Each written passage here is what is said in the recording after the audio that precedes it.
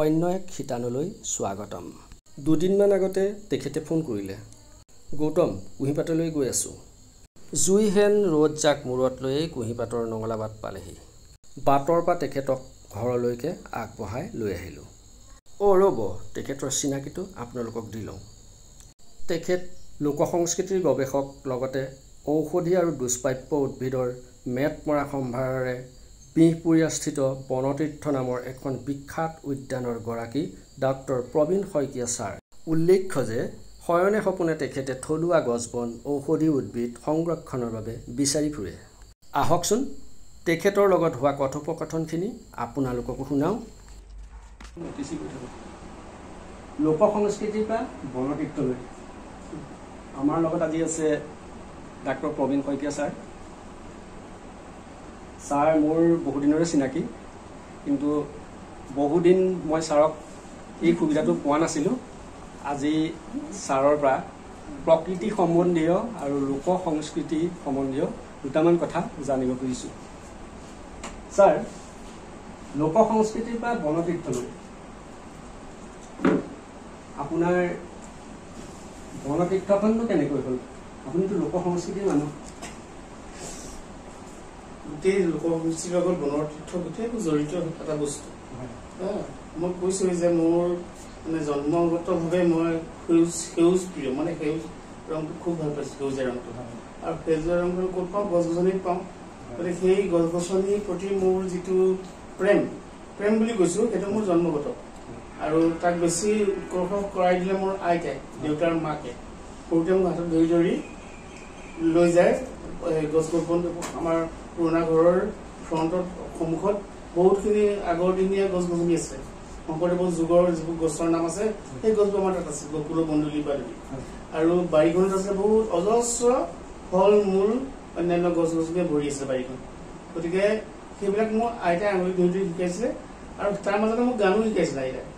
গছে গছে পাতি দিলে ফুলৰ ৰখৰা আইতাই নিজেই শিকাইছিলে, কাৰণ আইতাহঁতৰ ঘৰত আগতে এটা কলগান আছে কেৰমপুৰ, তাত গছে গছে পাতি দিলে আছিলে গানটো। গতিকে সেই গানটো ছাৰে আইতাই মোক শিকাইছে সেই সময়তে। গতিকে সেই সংস্কৃতি আৰু আমাৰ গছ গছনিৰ যিটো সংস্কৃতি মোৰ এটা তেতিয়াৰ দিনতে গঢ় লৈ উঠিছে মোৰ নিজৰ মানসিকতাত। তেতিয়াৰ পৰা মই আগবাঢ়ি আছো। আৰু লোক সংস্কৃতি বুলি ক'লে গীত মাত ছবি তবি এইবিলাক মানে জনসাধাৰণে কৰি থকা যিবোৰ কাম,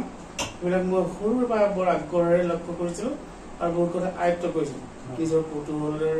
বলত বহুত কথা আয়ত্ব কৰিছিলোঁ। গতিকে মই বিয়াখন যদি গৈছোঁ,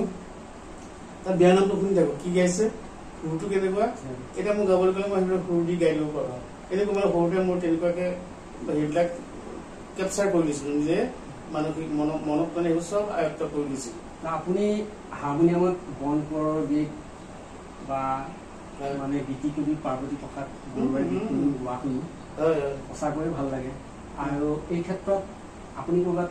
তেনেকুৱা অনুশীলনৰ কাৰণে প্ৰশিক্ষণ বা তেনেকুৱা? নাই, মোৰ তাতকৈ মোৰ গুৰু বুলি যদি সুধিবলগীয়া হয়, অৱশ্যে মোৰ এজন শিক্ষক আছিলে, ক খ অ ক খ যে শিকাইছে যিজনে, সেই সময়ত মোক চাৰেগামা শিকাইছে।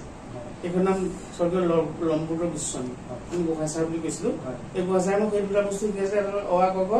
আৰু অন্তটো হৈছে একেলগতে হাৰমনিয়ামত চাৰেগামা পাধানিসা শিকাইছিলে। সেইটো বেছটো থকাৰ কাৰণে পৰৱৰ্তী সময়ত মই যিকোনো গান আয়ত্ব কৰি সুবিধা পোৱালো। আৰু দ্বিতীয়জন গুৰু আছিলে মোৰ ৰেডিঅ'। আমি ৰেডিঅ' শুনি ভাল পাই বুলি মই জানো। ৰেডিঅ'ৰ পৰা মোক হেৰি দিছে, আৰু ৰেডিঅ'ৰ পৰা যিবোৰ গান তাত বাজে, তাৰ পৰা মই শুনি দুবাৰ তিনিবাৰ শুনিলে মোৰ গোটেই গানটো মুখস্থ হৈ যায়, গাব পাৰোঁ, সুৰে সতে গাব পাৰোঁ। সেইকাৰণে পাৰ্বতী প্ৰসাদৰ গীত, তাৰপিছতে জ্যোতিপ্ৰসাদৰ বিষ্ণুৰাভাৰ গীতবোৰ তাতে প্ৰথম শিকিছোঁ। পৰৱৰ্তী সময়ত কেছেট লোৱাৰ দিনৰ পৰাতো কথা নাই আৰু চবতে শুনিবলৈ পাওঁ, কিন্তু কেছেট নোলোৱাৰ আগতে মানে কেছেট লোৱাৰ আগৰ সময়ছোৱাত মই ৰেডিঅ'ৰ পৰা শিকা। এইখিনিতে আৰু এটা কথা কওঁ, আপোনাৰ যিখিনি নিজা স্বৰচিত গীত আছে বুলিও শুনিছোঁ, আপুনি এখন পুথিও আপুনি অলপতে উলিয়াইছে, সেই পুথিখনৰ বিষয়ে আপুনি ক'ব নেকি? মোৰ 1991 চনত এখন গানৰ পুথি ওলাই গৈছে, নামটো সুৰৰে জিংজিৰি। তাৰ আগতে মই ৰেডিঅ'ৰ অনুমোদিত গীতিকাৰ হিচাপে স্বীকৃতি পাইছোঁ, গুৱাহাটী ৰেডিঅ'ৰ পৰা, আকাশবাণী গুৱাহাটীৰ পৰা মই পাইছোঁ। তাৰপিছতে তাৰ পৰৱৰ্তী সময়ত সেইখন পুথি ওলোৱাৰ পিছত কিছুমান গীত মানে এনে কেতিয়াবা সময় লিখি গৈ থাকোঁ। যাওঁতে দেখিলোঁ 100 গীতমান হ'লগৈ, 100 মান। তাৰপিছতে মই এতিয়া এখন জোনাকৰ গান বুলি তাত জোনাকৰ কথা বেছিকে আছে জোনাকৰ গান বুলি এখন কিতাপ এতিয়া প্ৰস্তুত কৰিছো এই অলপতে পাব্লিছ হ'ব এখন হেৰি পাব্লিছ কৰিছে পূৰ্বায়ন প্ৰকাশনে গুৱাহাটী পূৰ্বায়ন প্ৰকাশনে কৰিছে তাত 100টা গীত আছে এইখিনিৰ কাৰণে আমি অভিনন্দন আগতীয়াকৈ জনাইছোঁ আৰু বনতীৰ্থৰ কাৰণে আপুনি মানে অসমৰ ইমূৰৰ পৰা সিমূৰলৈ গছ বন বিচাৰি ফুৰে ঔষধি আৰু মানে দুষ্প্ৰাপ্য উদ্ভিদ মোৰ পৰাও নিছে বাৰু আপুনি কিন্তু আপোনাৰ আমনি নালাগেনে বাৰু মই আমনি নহয় মোক বেছি আগ্ৰহে বাঢ়ে আমনি নালাগে আগ্ৰহটো বাঢ়ে মই সাধাৰণ গাঁৱলৈ গ'লেও ক'ত কি আছে চাওঁ চাই পেলাই মোৰ প্ৰয়োজনীয় হয়নে নহয়নে মোৰ মানে সহযোগী জানে মই কচু গছ বিচাৰি ফুৰিছো আমাৰ কিমান হ'ল 20 বিধমান কচু এতিয়া 20 বিধমান কচু দুধ কচুৰ পৰা আদি কৰি জংঘলীৰ কথা কোৱা নাই এনেকুৱা ভোগ কচু বা এনেকুৱা ধৰণৰ যিবিলাক কচু ইমানো মানুহতকৈ ওখ হয় তেনেকুৱা কচু মই 20 বিধমান লগাইছো এনেকুৱা মানে কচু মোৰ এটা আগ্ৰহৰ বস্তু এই যে আপোনাৰ বনতীৰ্থ যিটো সপোন বৰ্তমান কেইবিঘা 5 বিঘা মাটি 5 বিঘা মোৰ যে 5 বিঘা মাটি এতিয়া বহুত কম হৈছে মোৰ কাৰণে ইমানবোৰ গছ হৈ গ'ল মানে ঘনকৈ ৰুই পেলাইও মানে মই শেষ কৰিবগৈ পৰা নাই বনতীৰ্থ আপুনি লখিমপুৰ মানে নাৰায়ণপুৰত আপুনি গঢ়িলে বিহপুৰীয়াৰ নিচিনা বিহপুৰীয়া নাৰায়ণপুৰৰ নিচিনা ঠাইটুকুৰাত আপুনি গঢ়িলে কিন্তু বনতীৰ্থলৈ কিমান মানুহৰ সঁহাৰি আছে বাৰু বহুত কম খালি এনেকুৱা এটা স্বাৰ্থত আহে যে স্কুলৰ হেৰি এখন ষ্টুডেণ্ট বিলাকক কিবা এটা হেৰি কৰিব লাগে বা কিবা মাৰ্কছ এটা দিব লাগে তেতিয়া মোৰ তালৈ আহে এই মাৰ্কটো দিবৰ কাৰণে প্ৰজেক্ট বনাই বনাই আনে আৰু প্ৰজেক্টটো মানে একো কাম নাই আৰু সৰভাগে ফটো লৈ ঘূৰিয়ে ফুৰে দুটামানে লিখে সেইটোকে নি পেলাই চবে লিখি মাৰ্কটো লয় আৰু তেনেকুৱা কামত আহে তাৰ বাহিৰে কিন্তু এনেই বোলে সঁচা অৰ্থত শিকিবলৈ যাওঁ বুজিবলৈ যাওঁ কোনো ষ্টুডেণ্ট আজিলৈকে অহা নাই মানুহ অহা নাই শিক্ষকো অহা নাই আজিলৈকে আপোনাৰ তালৈ মানে তেনেকুৱা ধৰণৰ গৱেষক বা তেনেকুৱা গৱেষক ছাত্ৰ বা কোনোবা বিষয় এটা গছৰ ওপৰত গৱেষণা কৰি থকা ষ্টুডেণ্ট তেনেকে আজিলৈকে যোৱা নাই আহিছিলে একেবাৰে নাইকিয়া নহয় আহিছিলে কম বহুত কম এজনী ছোৱালী আহিছিলে গুৱাহাটীৰ ইউনিভাৰ্চিটিৰ তাই তুলসীৰ ওপৰত মোৰ তুলসী 30 বিধ আছিলে তুলসী 30 বিধৰ তুলসীৰ ওপৰত গৱেষণা কৰিছিল তাই সেই কামটোৱে গৱেষণা কৰা মোৰ মনত আছে তাৰ পৰা কোনো গৱেষণা কৰিবলৈ বুলি অহা নাই আহে আৰু কিবা পাৰ্ট এটা কিবা এটা কৰিবলৈ আহে সাঁচপাতৰ পুথি আছে মোৰ তাত এয়া চাবলৈ আহে সেই কথা মই ক'লো তোমালোকে সাঁচপাতৰ পুথিখিনিৰ ওপৰত গৱেষণা কৰিব পাৰিবা আপুৰুগীয়া বস্তু কোনো আগ্ৰহ প্ৰকাশ নকৰিলে পুথিখিনিৰ পৰা আছে পুথিখিনি মোৰ এতিয়াও বৰ্তমান সময়ত সামাজিক বননীকৰণ আৰু ব্যক্তিগত বননীকৰণ আপুনি কি কয় সামাজিক বননীকৰণ আৰু কোনোবা ব্যক্তিগতভাৱে কৰিছে এইবিলাকৰ মাজত কি আছে আন্তৰিকতাটো কম আছে সামাজিক বননীকৰণৰ চৰকাৰে আঁচনি দিছে কৰিছে পইচা লৈছে কিন্তু ডাঙৰ হৈছে নাই হোৱা এইবিলাকৰ কোনো গুৰুত্ব নাই এই বছৰৰ বা পুলিবোৰ অহা বছৰ নাথাকে ছাগলী গৰুৱে খাই পেলাই মানে তাক সুসংৰক্ষণৰ ব্যৱস্থা নাই সেইটো হৈছে আন্তৰিকতাবিহীন মানে পুলি ৰোৱা এটা কাৰ্য কিমান কিমান কোটি পুলি ৰোৱা কথা আছিলে প্ৰায় 1 কোটি এই 1 কোটি যদি ৰুলে ইতিমধ্যে তেতিয়াহ'লে অসমখনৰ ৰাস্তাই নাপাব তুমি যাবলৈ ইমানেই গছ হ'ব লিখিছা তেনেকুৱা অৱস্থা আগতকে কিয় পৰিৱৰ্তন নাই তেনেকুৱা 12 বছৰত মই একো পৰিৱৰ্তন তেনেকুৱা দেখা নাই সেইটোৱে আৰু এতিয়া কি কৰিছে ৰাস্তা বনোৱাৰ নামত কিবা অন্য ঘৰ বিল্ডিং বনোৱাৰ নামত ইমান গছ কাটি পেলালে লাখ লাখ কোটি কোটি গছ কাটি দিছে ফলত কি হৈছে এই গ্ল'বেল ৱাৰ্মিংটো আমাৰ অসমত অতি মাত্ৰা বাঢ়ি গৈছে ছাৰ আৰু এটা কথা কওঁ এই গছ কটা বিষয়টো লৈ পেলাই এখন পিয়াই কৰিব নোৱাৰিনে বাৰু নিশ্চয় পাৰিম এই সন্দৰ্ভত আপুনি কি ক'ব বাৰু এতিয়া মই একদম এইটো কথাত মানে চৰকাৰৰ প্ৰতি এটা কঠোৰ পদক্ষেপ ল'ব লাগে কেলে বাৰু এই যে মোবাইল গাঁথনিখন হয় যাদৱ পায়েঙে কৰিছে তাত যে মনে মনে চোৰাং বেপাৰীবিলাকে যে গছ কাটি কাটি লৈ গৈছে আকৌ ধনিৰাম চুতীয়া বুলি কাটি কাটি লৈ গৈছে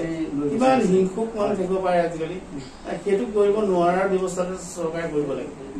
আৰু সেইটো ধৰা পৰিলে বিৰাট শাস্তি এটা ব্যৱস্থা থাকিব লাগে উপযুক্ত শাস্তি তেতিয়াহে যদি এইবোৰ বাচে নহ'লে নাবাচে মোৰ কিন্তু খুব ভাল যে মোৰ এই অঞ্চলত এই ঘটনাটো মোৰ হোৱা নাই আজিলৈকে আমিও আশা কৰোঁ যে হোৱা নাই আৰু এটা কথা কওঁ এই যিটো বনানীকৰণ এতিয়া বৰ্তমান চৰকাৰে যে কৰিলে সেইখিনি ক্ষেত্ৰত চৰকাৰী মানুহৰ যে গুৰুত্ব থাকিব লাগে সেইটোতো নহয় ৰাইজৰ থাকিব লাগিব সামাজিকভাৱে থাকিব লাগিব গুৰুত্ব আৰু তেওঁলোকক বচাবৰ কাৰণে তেওঁলোকৰ নিজৰো একোটা নিজস্ব এটা দায়িত্ব থাকিব লাগে বুলি ভাবিব লাগিব এতিয়া মই নামঘৰ স্কুল এনেকুৱাবিলাকত গছপুলি নিজে গৈ পেলাই ৰোৱাই থৈ আহিছোঁ তেওঁলোকক দায়িত্ব দি থৈ আহিছোঁ অহা বছৰত মই পুলিকেইটা চাবলৈ আহিম আপোনালোকে কিন্তু সুৰক্ষা দিব লাগিব পুলিখিনি মই বিনামূলীয়াকৈ আপোনালোকক দিছোঁ জেগা ৰোৱা জেগাও দেখুৱাই দিছোঁ কিন্তু ঘৰা চৰা দি মেলি প্ৰতিবাদ কৰাৰ দায়িত্বটো আপোনালোকৰ নামঘৰ ক'ত ক'ত কি ৰুব লাগে দেখুৱাই থৈ পেলাই মই গছ চছ দি থৈ আহিছোঁ নিজে নিজে গৈছোঁ নিজে মোৰ গাড়ীতে লৈ পুলি চুলি লৈ এইটোতো সাংঘাতিক এটা সেৱা ধৰক মানে কি আপুনি এইটো কাম নকৰিলেওতো আপুনি চলিব পাৰে আপুনি এজন মানে গৱেষক শিক্ষক আছিলে ধৰক আপুনি মাহেকত আপুনি এটা পাৰিশ্ৰমিক পায়েই তাৰ পৰা এইখিনি নকৰা হ'লেও আপোনাৰ একো প্ৰয়োজন নাছিলে তে আমি যদি সকলোৱে যদি এই কামখিনি যদি কৰোঁ মিলামিচাকে তেতিয়াহ'লেতো আজি যি উত্তাপ হৈছে সেই উত্তাপটো আমি নাপাওঁ ধৰক আৰু বহুত মানুহৰ মাটি এনে পৰি যাব পাৰি কিবা গছ অন্ততঃ ফল মূলৰ গছ হ'লেও ৰুই দিলে যিটো প্ৰয়োজন সেইটো পূৰণ হ'ব ফল মূল খাবলৈও হ'ল আমাৰ অক্সিজেনলৈও হ'ল বতৰ মানে পৰিৱৰ্তনৰ ক্ষেত্ৰত বাধা দিবলৈও হ'ল চবৰ কাৰণে গছ গছনি ৰোৱাটো দৰকাৰ মই এতিয়া গছনি ৰুই দিছোঁ বুলি কৈছোঁ হয় কিন্তু অহা বছৰ থাকে নাথাকে মই আকৌ মাজে মাজে চাই থাকিব লাগিব এইখিনিত আৰু এটা কথা যিটো হাৰত এতিয়া তাপমাত্ৰা বাঢ়িছে সেই তাপমাত্ৰাটো গছ গছনিৰ কাৰণে বাঢ়িছে নে বেলেগ প্ৰাকৃতিক কাৰণে বাঢ়িছে বাৰু আপুনি কি ক'ব গছ গছনিটো প্ৰধান কাৰণ বুলি মই ভাবোঁ কাৰণ গছ গছনি কি কৰে গছ গছনি থকা মানে বতৰ এটা সুস্থিৰ অৱস্থাত থাকে প্ৰয়োজন মতে বৰষুণ দিব প্ৰয়োজন মতে বৰষুণ নিদিয়াকৈ থাকিব এই যিখিনি বতৰৰ যিখিনি মানে পৰিক্ৰমা সেইটো গছ গছনি নিয়ন্ত্ৰণ কৰি থাকে আৰু ভূমিস্খলন যিবিলাক গছ গছনি থাকিলে যে মাটি খহি নাযায় শিপাই ধৰি ৰাখে মাটিবোৰ এতিয়া ভূমিস্খলন হোৱাৰ কাৰণে মাটিয়ে পাহাৰৰ পৰা মাটিবোৰ খহি আহি পেলাই নদীবোৰ কি কৰিলে বান কৰি দিলে বান কৰাটো কি হ'ল গৰাই নাইকিয়া হৈ গ'ল এতিয়া অকণমান পানী বাঢ়িলে বিয়পি যায় গোটেইখন মানুহে অশান্তি সৃষ্টি কৰে গতিকে সেইবিলাকৰ কাৰণটো হৈছে মানুহে মানে প্ৰাকৃতিকভাৱে ধ্বংস কৰা বন ধ্বংস তাৰমানে আপুনি ক'ব খুজিছে যে আমাৰ যিটো ভূমি সংৰক্ষণ সেই সংৰক্ষণটো তাৰমানে হোৱা নাই ভূমি সংৰক্ষণটো হোৱা নাই ঠিক আছে আমি আৰু এটা কথালৈ আহিছোঁ বাৰু বৰ্তমান পৃথিৱীৰ যিটো উত্তাপ আপুনি ইয়াৰ ভৱিষ্যতটো কি দেখিছে বাৰু এইটো হাৰত হৈ থাকে কিন্তু বিপদ আছে এইটো হাৰত যদি বাঢ়ি থাকিবলৈ হ'ল এইটো বাঢ়িহে আছে কমাটো নাই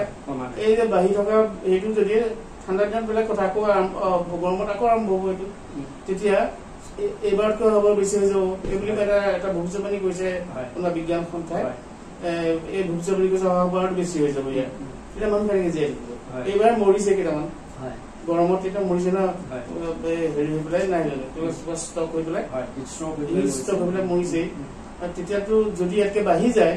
তেতিয়া আৰু মৰিব অহা বছৰলৈ আৰু এটা কথা এতিয়াতো বাৰু খুব উত্তাপ দি আছে বাৰু মানিছো কালিলৈ যদি বৰষুণ দিয়ে মানুহটো এইখিনি কথা পাহৰিয়ে যাব এইটো হয় এইটো পাহৰিয়ে যায় নাপাহৰিবৰ কাৰণে কি কৰিব লাগিব বাৰু ছাৰ সেইটো কনচিয়াছনেছো থাকিব লাগিব সকলোৰে জাতীয় যিটো মানে সচেতনতাটো থাকিব লাগিব সেই ভৱিষ্যতৰ কথা সদায় চিন্তা কৰিব লাগিব আৰু ভৱিষ্যত মানে অকল মোৰ ভৱিষ্যত নহয় নহয় আমাৰ সমগ্ৰ পৃথিৱীৰ ভৱিষ্যত আৰু আমাৰ মানে নৱপ্ৰজন্মবিলাক তাৰ পিছৰ প্ৰজন্ম চবৰ কথা চিন্তা কৰিব লাগিব আজি এই বনদস্যুবিলাকে নিজৰ সুখৰ মানে টকা পইচা ঘটিবৰ কাৰণে গছ গছনি কাটি তহিলং কৰি দিছে সিহঁতৰ পুতেকহঁতে সিহঁতৰ নাতিনীহঁতে কেনেকৈ চলিব সেই কথা চিন্তা কৰা নাই আপুনি লোক সংস্কৃতি গৱেষক শেষত আমি এটা সৰুকে মানে এটা বনগীত আমি কৰিম আচলতে লোকগীত আছিলে বনগীতবিলাক অৰিজিনেলি কিন্তু পৰৱৰ্তী সময়ত আনন্দৰাম বৰুৱা তাৰপিছতে ৰুদ্ৰ বৰুৱাই সেইসকলে নতুন নতুনকৈ এখন বনগীত সৃষ্টি কৰিছিলে সেইবিলাক বহু পপুলাৰ হৈছিলে মই ৰুদ্ৰ বৰুৱাই এটা অকণমান গাই দিছোঁ দেই জিকি মিকি ডালিম গুটি চিকি মিকি কৰে চিকি মিকি কৰে হাহু নেনে হাহু খোৱা মিচিকে মাছাক কৰে খোৱা মিচিকে মাছাক কৰে সেয়া বাৰু কোন সেয়া পূৰ্ণিমাৰে জোন নৈৰ কাষত দেখি অহা মোৰে কেঁচা সোণ মোৰে কেঁচা সোণ বৰ সুন্দৰ এইখিনি আপুনি বনতীৰ্থৰ লগতে লোকগীত লোক সংস্কৃতিখিনি আপুনি সংৰক্ষণ কৰক আৰু ভৱিষ্যত প্ৰজন্মক আমিও আহ্বান কৰিছোঁ ছাৰৰ বনতীৰ্থলৈ আহক, ছাৰৰ পৰা লোক সংস্কৃতি আৰু গছ বনৰ বিষয়ে সকলোখিনি শিকক। আমি তাকে কামনা কৰিছোঁ। নমস্কাৰ। ধন্যবাদ, নমস্কাৰ।